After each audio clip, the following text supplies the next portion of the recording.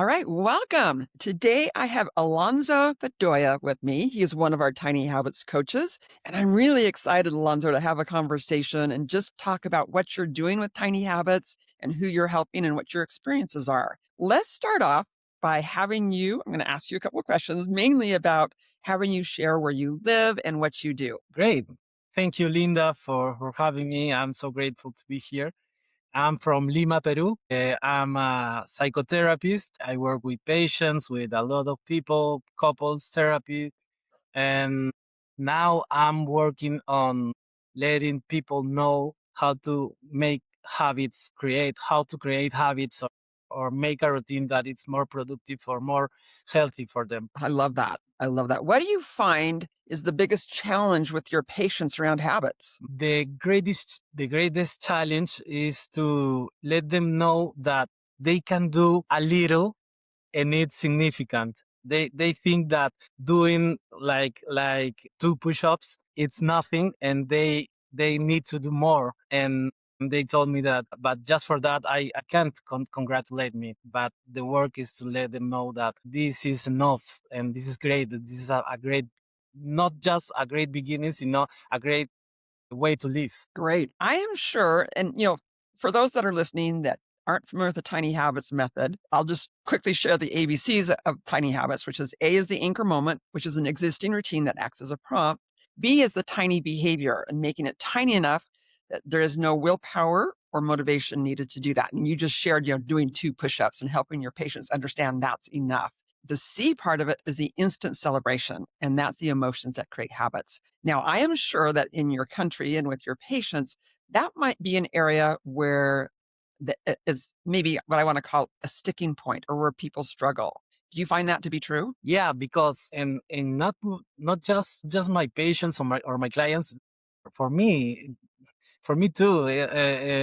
For example, I think myself as a sports guy. Like I like to do a lot of sports, and for me, I can't go and run for a block or for a while, because I need to do like an hour or 10 kilometers or 6.5 miles, because I need to feel that I'm exhausted. And for me it was trouble to make that change and to celebrate that I put my sneakers on. And I share that with my clients, and that motivates them. That tells them that there is another way to do things that is equal important and much more easier. Oh, I love that.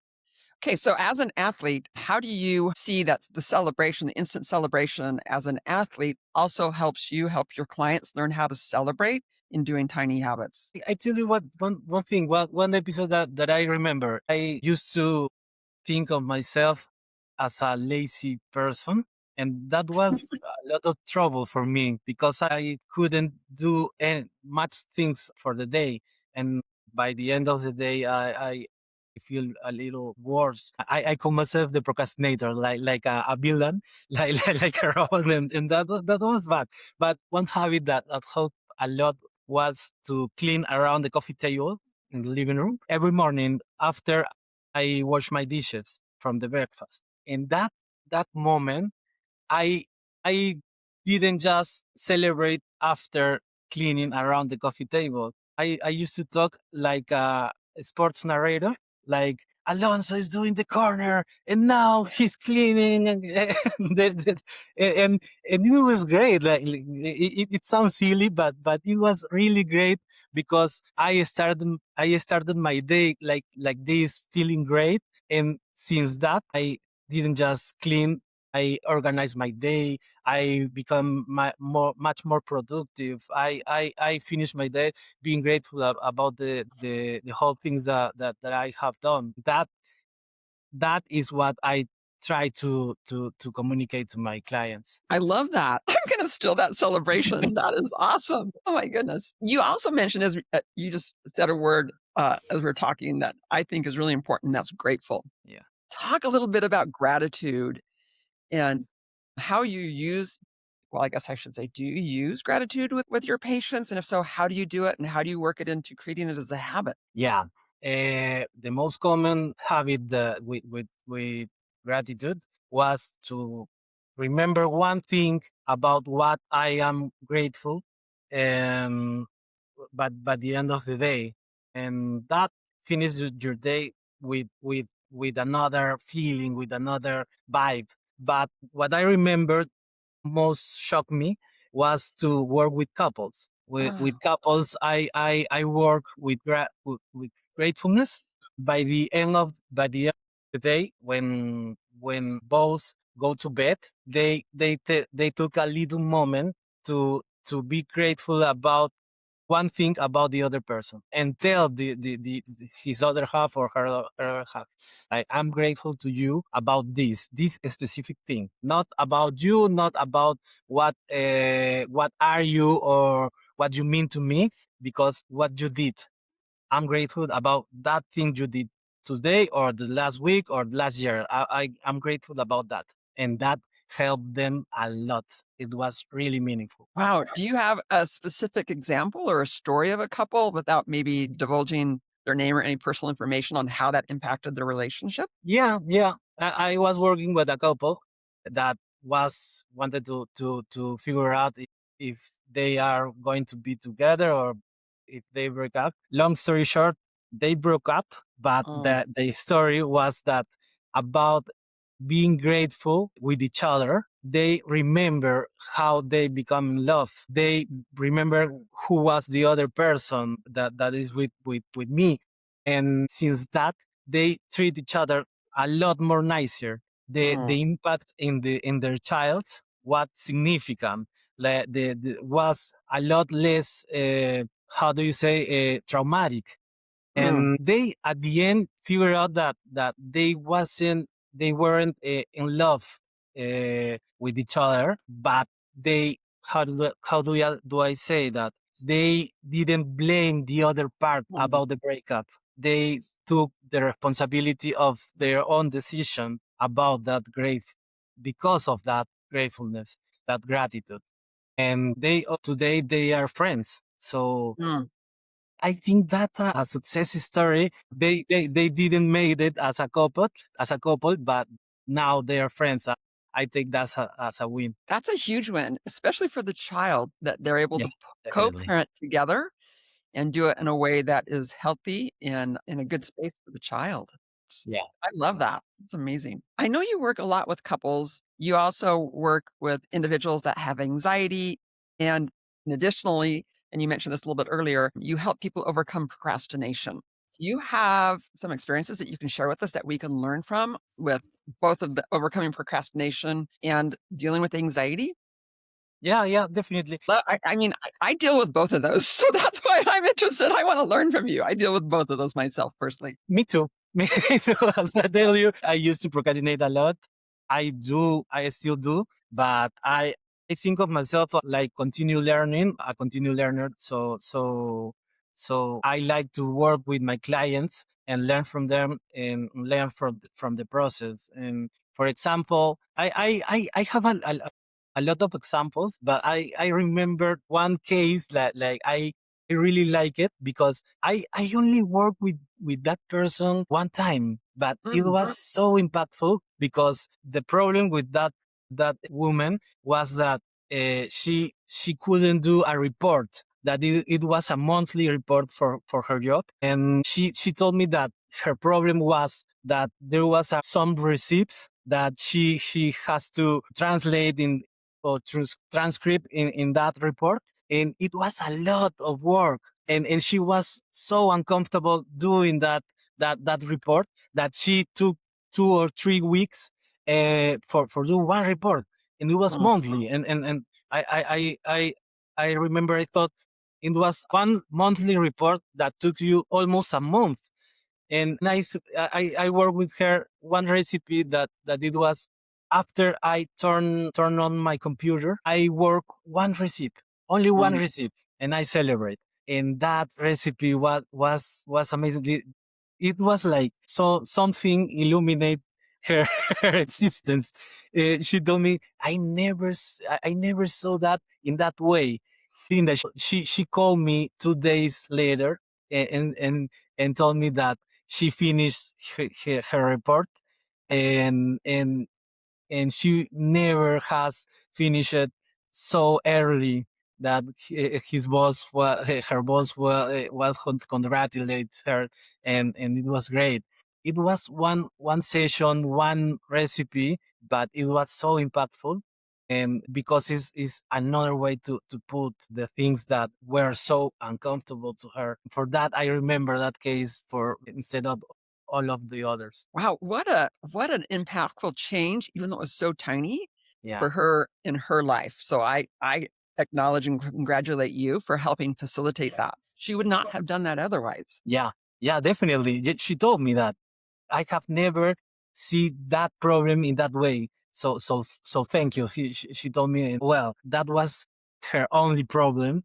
That was a one-time coaching session, and I tried to communicate with her, but I couldn't. But that was enough for me. That's awesome. How'd that make you feel as a coach? Yeah, really great, really great. Like I feel like I had some impact in her life, and that made me feel so great. And that is why I try to, or I became a tiny habits coach, because as I tell you, or I am a psychotherapist. I like to work with people, help people to be better. When I read BJ's book, I said to myself, I remember I said to myself, this is the way. This is the way to do it. I always asking myself, how could I put the behaviors that make the change? Because my clients, my patients always ask me, and how do I do that? You need to be more grateful, or have more gratitude. You need to be more understanding.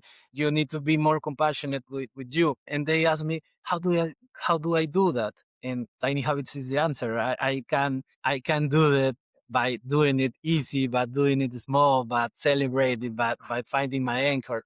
And that is why I became a tiny habits coach. Oh my goodness.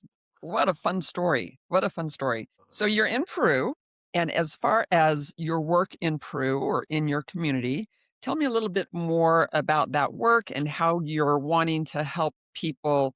And I like to define it as having the hope that they can make changes in their lives. How are you implementing the tiny habits method in your work in your community and in Peru? Yeah. Um, I have I have like two fronts. One is by social media, and one is with my clients, because I have a lot of clients that came to therapy, to the sessions, and told me that I have this problem with my studies, my work. I can't get on top of things. I need something to do better, to be the person that I want to be. And and then I tell them, well, you come to the right place. Like, I'm literally the only Peruvian coach that there is in tiny habits and how to do it. And that's one way. And the other is social media. Here is very familiar, the term habit. They know about habits. They know the powerful of habits, or the habits work, but most people don't know how to do it. They know it as a quote, as a nice thing to say, as a motivation phrase, but they don't know how to work on them. My job now is to, through social media, let them know that there is a way that they can work the habits, or the routine, and plant the seeds in their own routine. That's great. Right. Now, as far as your clients, do you take clients from anywhere in the world, or are you primarily focused within your own community in Peru? I work with my community now, but I take clients for whole parts of the world, mostly Peruvians, because I'm Peruvian, Hmm.